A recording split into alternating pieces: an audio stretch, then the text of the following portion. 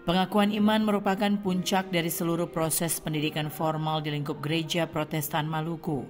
Akta pengakuan iman itu sendiri dilaksanakan dalam ibadah Minggu 13 April 2025 secara serentak, termasuk di Klasis Pulau-Pulau Aru dan Jemaat Sinar Kasih Dobo.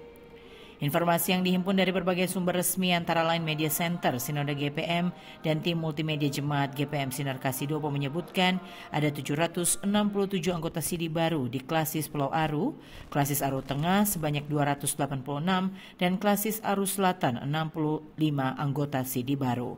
Sementara untuk Jemaat Sinar Kasih Dobo, 174 anggota SIDI baru dan dilakukan ibadah peneguhan di beberapa gereja. Antara lain di Gereja Penil 47 orang dipimpin Pendeta Lena Hatu. Di Gereja Sinar Kasih dipimpin Pendeta Gerson Roma dengan jumlah anggota SIDI baru sebanyak 80 orang. Dan di Gereja Immanuel 47 orang dengan pemimpin ibadah Pendeta Sami Kamsi. Dari Dobo Kepulauan Aru, kontributor TVRI Agus Labet Tubun melaporkan.